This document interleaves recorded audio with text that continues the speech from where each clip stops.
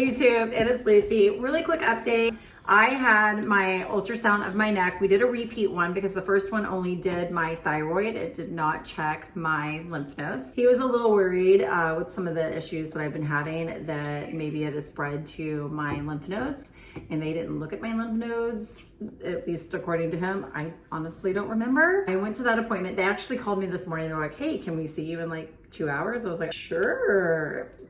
Yeah, I had plans, but they were canceled, so great timing. Super sweet lady though. I feel like she did a great job. She felt confident in her findings. The answers to that, which I should get this Friday, and y'all should probably hear from me then, will tell us something about what is going on. Y'all have kind of heard me talk about it on and off over the last couple of months, but I've got a spot right here, where if I look this way and I swallow or I yawn, it feels like I get a Charlie cramp. It gets twisted. You're getting sleepy. It gets twisted and my mouth starts to salivate really bad, and then you want to swallow. You weren't grumpy a second ago. That's why I did this. And then I can't breathe. And it's just sheer panic. Like I can't breathe. I know what kind of triggers it, and I just avoid that now. But that's not a way to live, you know, and it actually gives me more issues than the cancer itself does. We looked at that today, and she was like, you know, am I touching it? Do you feel the pressure? And this, you know, just trying to gauge what I was explaining with what she was looking at. So there at the very end though, she was like, I feel pretty confident that I found what you're talking about, and I could see how this could cause, you know, the issues that you're discussing. You know, we can't tell you anything. You have to wait till your doctor calls you. So about 48 hours. That's all I know. I don't know what it is that she found. She did re-measure my thyroid, both sides. So I'll see if it has potentially shrunk. High hopes. If it has grown, more than likely. What's going on with the in comparison to the previous findings. And then I also got back my genetic report today from Invitae. We tested for NF1 to see if I carried the gene for it, but they did tell me ahead of time that it's not like a guarantee that it will show up on the test, and that if it doesn't show up on the test, that it does not outweigh a clinical diagnosis from like a biopsy, which is what I did do on my breast, and that did come back. I got the results back. They were negative, which is great, except he was like, you got to remember, even though it says negative, it doesn't undo what your clinical diagnosis was, because we biopsied it, and you can't, like, that's different. So they think that more than likely it's kind of like a mosaicism situation, where it's just kind of like a genetic mutation that happened in my dad's sperm or my mom's egg, that my kids are still at risk. But as far as insurance purposes goes and trying to get them tested, I can't go that route, not unless they find something on the baby. So we are looking for birthmarks like this. I've got probably about 10, 12, maybe more of these like coffee colored birthmarks on myself.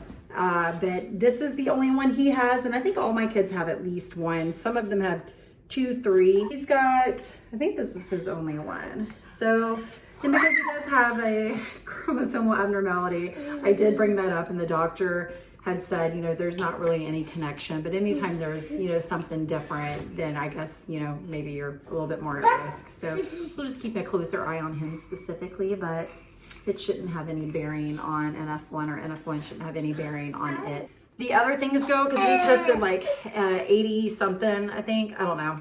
If you go to my GoFundMe page, you can see I posted a picture of all the things that they tested me for.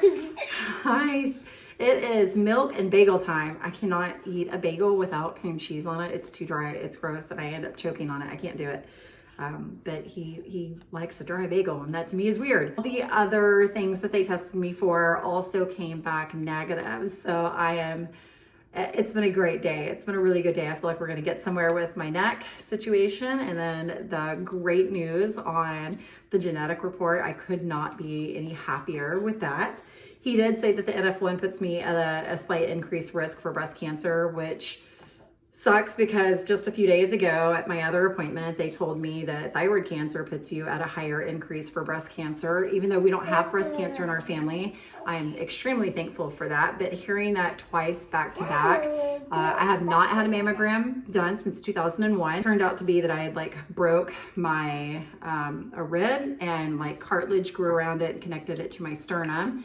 And then the NF1 tumor grew on top of that. So that's what that ended up being. But I haven't had one done since then because of breastfeeding. So since I have to wean sometime soon, then that's going to be one of the first things that we do. I think it's great news all around. My geneticist, when he called today, told me that I can find some through there and kind of keep it all in one place, because right now I'm spinning in circles with finding neuro and cardio and hematology and radiation oncology, and then the geneticist. It's a lot.